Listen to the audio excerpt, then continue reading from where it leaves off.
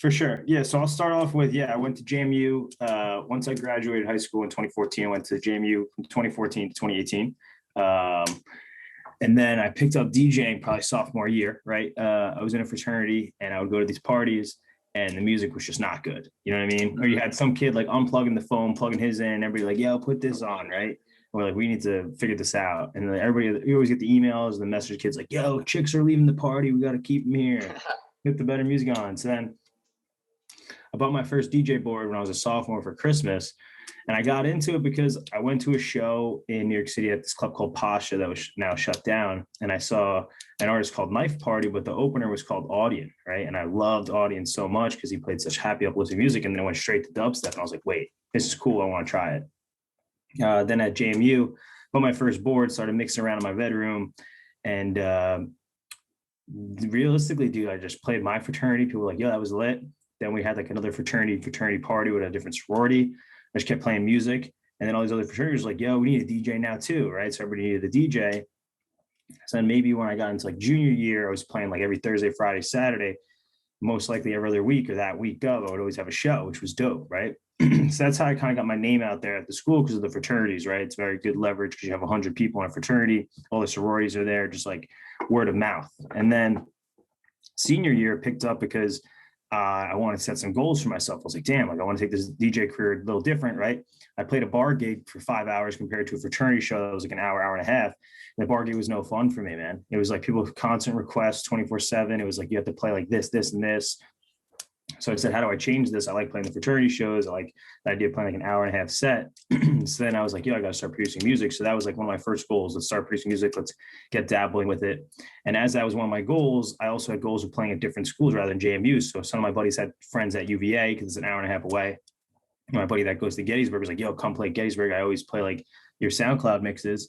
So that's how I got to Gettysburg and UVA. And then it branched out from there. People were like, yo, I have a friend here, So it's just good word of mouth. Yeah. How did you find JMU? Because I mean, you live in Long Island, New York, and JMU is not like a terribly big school. So how did you come across JMU? Yeah, actually, dude, I applied for like University of Vermont, Delaware, Ohio of Miami, some other schools. And then my guidance counselor was like, yo, you got to go visit JMU. And JMU was the only school I actually visited. So my guidance counselor put in a good word. He said it's very similar to Delaware vibe. It's in Virginia. And then when I went to the campus, it was drop dead gorgeous, dude. It was like a girl wearing a nice sundress. You're like, this is amazing, The ratio, bro. Yeah, dude. JMU is a great school. Great school. Yeah, I love it. I mean, I visit every now and then, and like I said, I got plenty of friends to go there. But I read, like I said earlier, I read on an article from JMU that you keep a notepad with you. When did you start doing that, and how has it helped you with the success that you've had?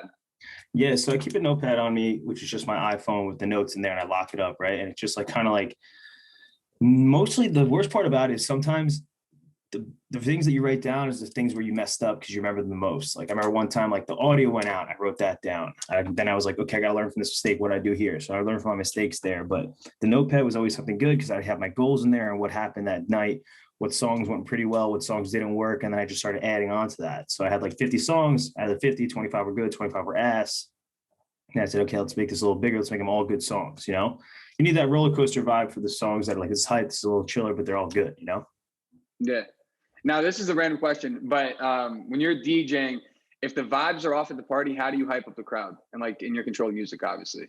Yeah, so that's a great question, right? Sometimes when I play a party, nowadays when I play a party, people are like, okay, I'm coming to see Deerock. I know the vibes he plays, right? In the beginning when I was playing, people would be like, who is this kid, blah, blah, blah. So you really have to gauge with the audience, right?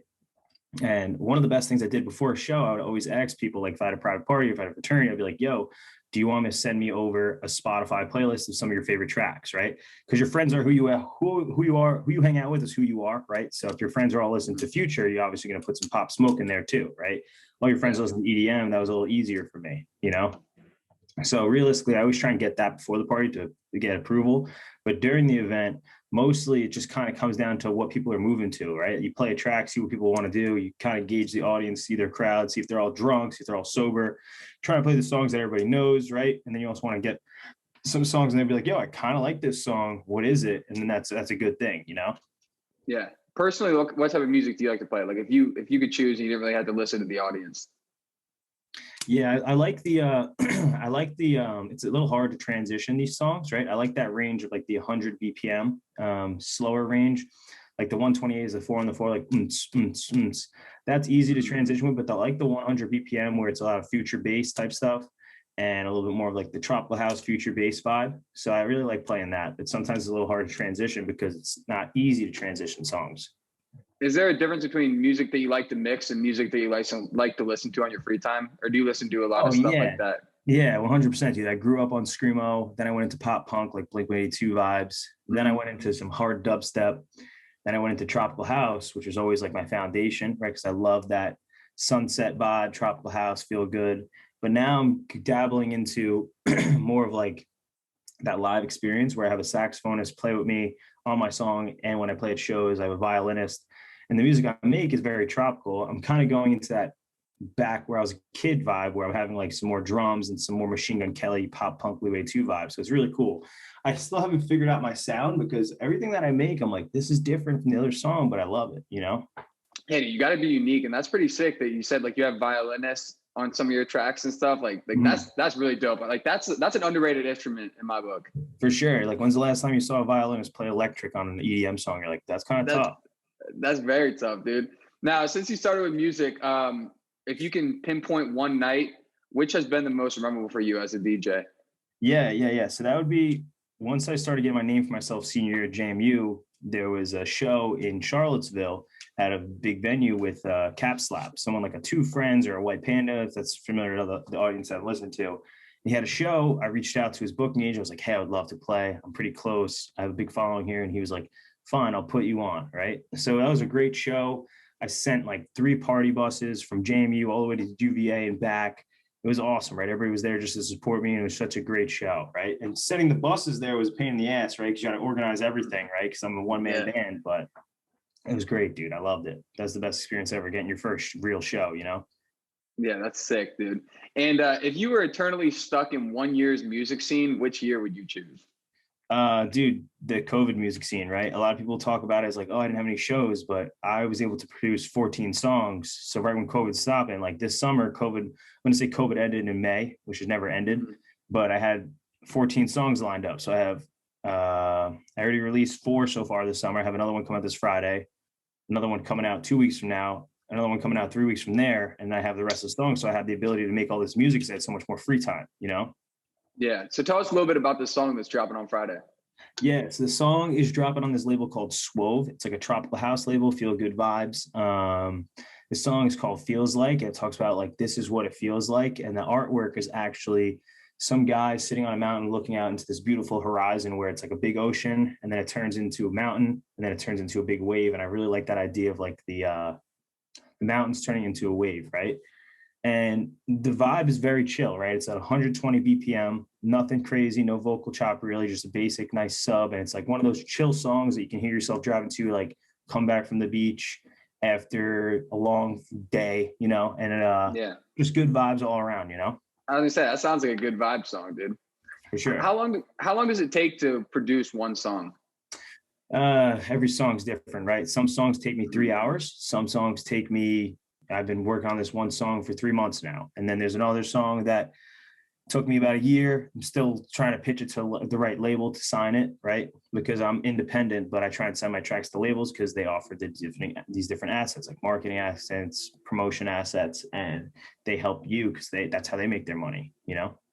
Yeah. Now I heard you just say like you're mostly independent, but are there some people that you collab with pretty often on tracks? Yeah, I usually always collab with someone on track. I always have a vocalist, right? I've never put out an instrumental, and then I usually, because I can't play any instruments, like guitar or piano or violin or saxophone, right? So I have them, and then I also have some co-producers on a couple tracks, right? So that's in the music scene, but sometimes like I get help with bookings when like someone's like, hey, there's an example is like the university program board at a university. Like they're like, hey, we have our spring show. You want to play, right? And there's people that are those promoters. They're like, hey, these people at Old Miss need an opener for this headliner. Can you play? You know? Deerock is heavily involved with some charity work. You just want to tell everyone what it is and how you got involved and why you got involved? Yeah, so I'll start off with, it's a charity called Let's Fuck Cancer. The CK is a cancer ribbon on the sideways, so it looks perfect. So I really love their branding on that, right?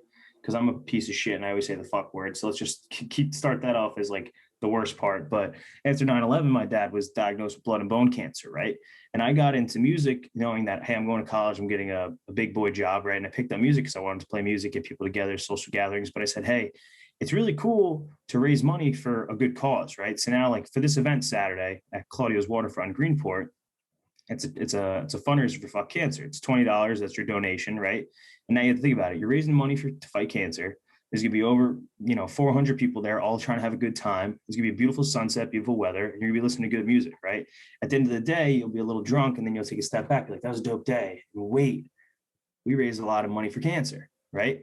It's just that idea that gives me goosebumps every time I say it. It's like, wow, that was really cool compared to, oh shit, like I got hammered, dope day, and this guy made a lot of money. But no, it's like, wow, you raised a lot of money for this cause and people feel really good about it. It's also a great way because when people buy a ticket, they're like, I'm making a contribution, right? And people can have that feeling like I made a contribution to this, right? So it's really cool. Yeah, dude, that's super awesome to hear that you're spending so much time and focus on like something like on a positive thing like that. Do you have any other charities that you possibly like to work with in the future?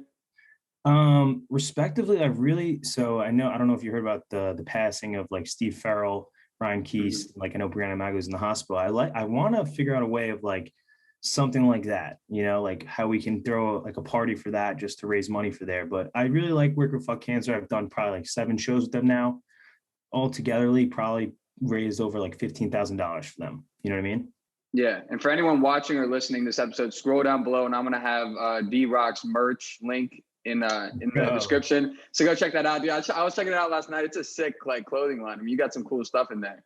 Yeah, I appreciate it, dude. Yeah, I had my buddy. I found this guy on Instagram, and that's everybody's always like, oh, but like, how do you network, right? And that's social media. Social media is not used to post photos of yourself to be like, I have this, I have this. Social media, every day I'm messaging 20 new people. Like I messaged a violinist from Mississippi. I was like, how the fuck did I get connected with this guy, right?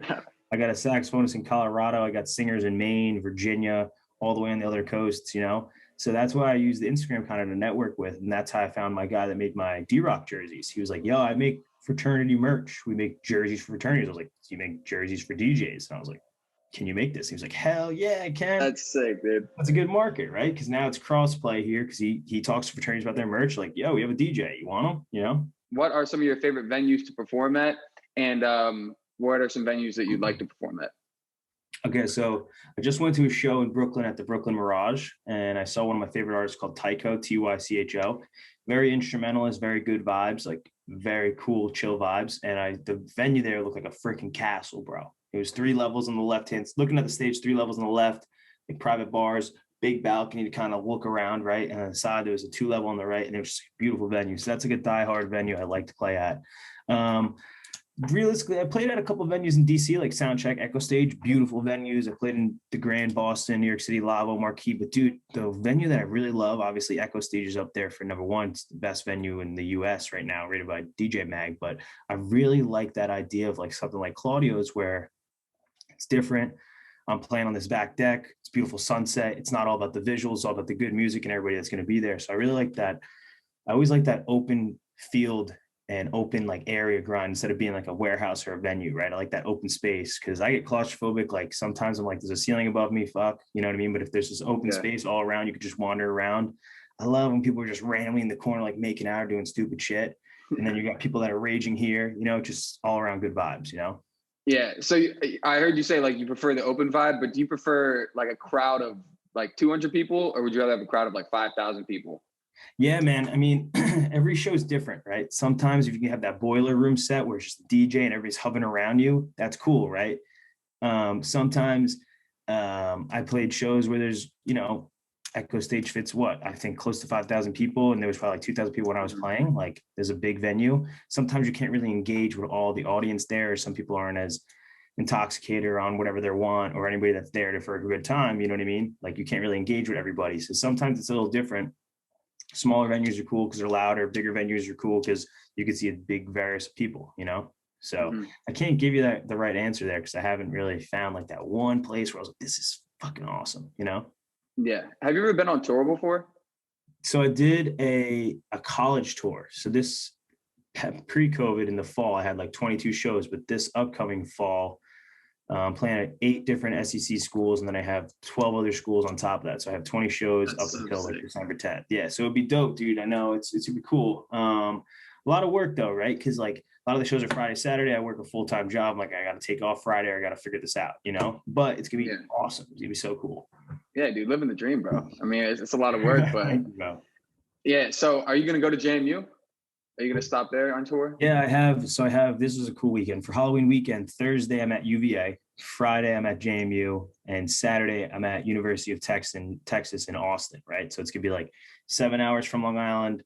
Then from UVA to JMU is an hour and a half, and then that Friday, I come back to New York because I got to fly out because I bought a ticket there. Right, that's always an issue when you buy tickets because you're like cheapest price, but then you're like, oh shit, another show came in. You know what I mean? Yeah, dude, that's dope because well, you said Friday was when you go to JMU. Thursday, you're gonna be at UVA. Yeah, yeah. Dude, I might try to slide to the one on Friday because Yeah, I bro. don't Let's know, go. dude. Yeah, that'd be sick. Because also my birthday's that weekend, so that'd be Dude, come perfect. through. All right, dude. I'll definitely keep in touch about that because I'm sure a lot of my boys would like to go to that too, and just anyone at JMU. I mean, the ratio there is impeccable, so I'm sure we could get anyone there. But another random question I have for you is, what would you say is the most requested song that you get? Yeah, man.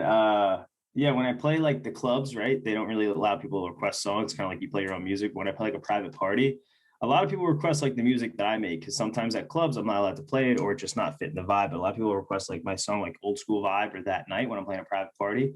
But as for like requested songs, right? It's always some of those big TikTok songs, you know, that people want to hear loud Yeah, in their face, you know. man, fuck those songs. I mean, some of them I are good, but some of them are like, Fuck but those some of songs, them are right? just like, I don't know. No, what song? What like? Since you started, obviously there's been a million in between. But what are a few songs in your book that just don't miss? Period. Dude, don't miss, huh? Dude, every time you play one of those old school bangers from 2013, like a Tremor, right? Those never miss. You know what I mean? Hmm. Obviously, they're overplayed. If you can get a remix of it, it's even hotter. But like some of the songs that don't miss, like a Fisher track, like I'm losing it. You know what I mean? Yeah, we were Those songs. actually just bumping that a couple weeks ago when I was at the lake. Yeah, yeah, My yeah. boy just Dope. put that on. Yeah, that song doesn't miss. You're right. You got any? Now that I'm thinking about it, I was like, shit, like that's good. But before we wrap up, man, like any like plugs you want to give besides your show on Friday? Like anything that you can tell Yeah. everyone? Yeah, for sure, dude. The one thing I want to highlight is like anybody that's like an aspiring artist, whether you're doing this, or this, right? Everybody, you're trying to build a creator economy, and whoever you network with always has connections, right? So the biggest aspect I could share with people is that social networking and just networking, playing out, and socializing is the biggest quality anybody can have, right? That's why I use Instagram to network with everybody, right? Not to show off, but it's like, hey, I have this. It's not, hey, I have this. It's more of like, hey, I'm connected with these individuals. How do you know him, right? I have this guy, Mm-hmm. you know what I mean? So that was the big thing I would share for anybody that's like an aspiring artist in any type of field, right? Just social networking skills. And you could start off slow, right? Like I remember when I was nervous, I wouldn't even want to show my face. I was like, hey man, can you listen to this song? You know what I mean? And be like, oh, dude, I like this, listen to this. And that's how I networked with him. And then I met him, and then I met him. And then, you know what I mean? That's how I met Uncle Phil, you know, type shit like that. But Yeah. you know, the show I have at Claudio is this Saturday is sold out, right? It's a great venue, but the next show is August 21st in New York City at this dope rooftop, a couple floors up. So it's like a little bougie rooftop, like tropical vibes, beautiful scenery. So it should be dope. Do you play a lot in New York? I mean, obviously you're from Long Island, but is that where you play predominantly? Realistically, yeah, when I host my own shows, I do in New York. Sometimes I'm in Boston, DC, or New York or Miami for shows on the East Coast, right? Because those are like the biggest places to play. But most of my shows are college fraternity shows. Yeah. Nice. And where do you see yourself in 10 years? I mean, I know that's like such an open-ended question, Yeah, but 100%. ideally, Um, you know, ideally, I really like the social gatherings. I like the idea of music, and I like the idea of bringing everybody together, whether it's the artist route or whether it's like, you know, representing a couple artists, like helping them build their careers. I just really like the idea of the music industry, although there's a lot of bullshit in it. I like the idea of helping people out and helping them grow. So in 10 years from now, dude, you know, it's really cool because one of the goals that I have is to raise a butt ton of money for fuck cancer. another goal that has to be attainable is something like, someone was like, yeah, I want to be Tiesto. I'm like, yo, that'd be dope. But like, he's been doing his whole life. So like me, realistically, I want to be in a role where like a Two Friends is right now, right? They're touring, they have all the colleges on lock. You know what I mean? So that's like a realistic goal that I think that can be attainable within the next 2-3 years. But in 10 years from now, right? If I told you I wanted to be Tiesto, you'd be like, all right, Deerock, I'll see you in 10 years. You know what I mean? So that'd be cool, you know? So, I mean, you're only 25 right now, right? Uh-huh. So your audience is predominantly like the college scene? Yeah, I would say my audience ranges right now from, let's say, 18 to 29. Okay. Yeah, because there's some high school kids that are just graduating that listen to my stuff. And then I have, you know, from my freshman year to those seniors that I was talking to, they all like kind of knew about me from DJing. So I would give that range, you know? Nice. And you kind of just dropped some advice like a couple minutes ago about social media. But I always ask my guests this at the end of the show. What is one piece of advice you could give to anyone watching or listening that like just general life advice? Yeah, man. I mean, my first one says closed mouths don't get fed, right? If you don't ask, you'll never know. So that'd be my first one, right? I always try and let people know my value. And I say like, hey, without any disrespect, this is what I value myself at. And if you don't speak about it, they'll never know. Second thing is I love using the word fair. Like when people are like, hey, we want to book you for a show. I'm like, well, what do you guys think is a fair value? Right. Like, I don't understand their budget. Then it's that idea. Be like, okay, you can leverage that being like, yeah, I think that's a fair offer, or say, hey, I do not think that's a fair offer right now. Instead of saying, no, I can't do it. It's like fair. You're like, oh, questionable. And then, you know, I would say the third thing is, sorry, I got to recap on it. It's just networking. Right. Yeah. I have a lot of people in the creator economy where I'm a musician, but I have people that are selling jerseys, t-shirts. I got someone that does this type of work or graphics over here or video over here, and just friendly connections opens every single door, you know? Yeah. What social media do you use the most? Would you say Instagram? Dude, as much as I like Instagram, I want to use TikTok more, right? It takes a lot of time and effort, and it's not that I don't have the time and effort to do that. It's just the idea of being lazy. I would say I'm very lazy with TikTok. Although I know there's an aspect of saying it could really help you blow up. It's just I'm a little lazy with it, you know? Yeah, no, so am I. I could definitely like do more clips and stuff on TikTok. But one thing that I feel about TikTok is that you can have a massive audience and they might not follow you wherever else you might go, because it's kind of just like a quick browsing audience where they just see it, they follow That's you. it, bro. But then if you link like a YouTube channel, or if you linked your music, the chances of 100,000 people, like even 5% of them going and checking out that music, it's pretty slim, because it's just like, what's next? It's like quick you know, videos and stuff that go on fast. So For sure. Yeah.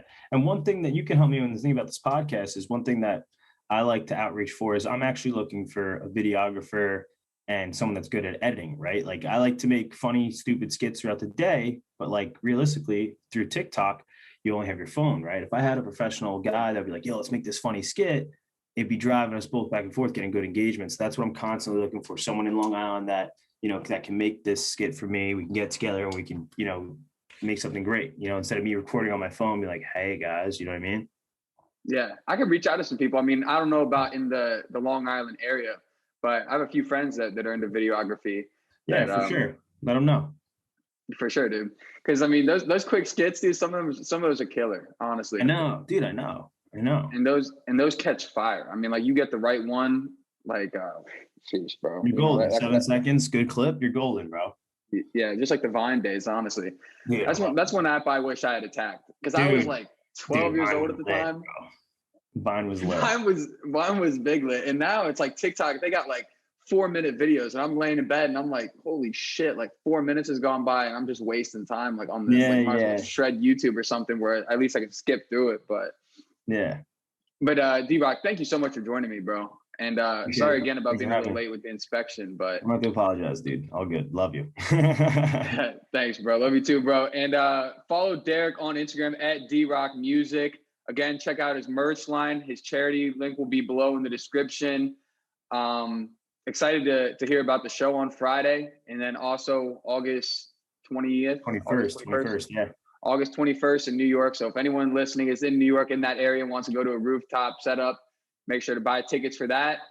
Going on tour. Hell going yeah. to the college scene, going on tour soon. So again, check out his website and see if you can attend one of those shows. And hopefully I'll be able to slide to JMU over Halloween. Yeah, weekend. bro. I was just gonna say, don't forget, everybody show up to JMU and UVA for that show. UVA is gonna be like, yo, what? You invited like 500 people? I'll be like, yeah. What's the capacity on those venues? Dude, everything changes. You never know. You really never know. Yeah, I understand.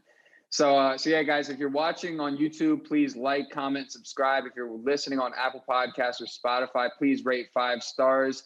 Today, I was joined by Derek Attardi, aka Deerock, 25-year-old DJ representing Long Island, New York, JMU alumni.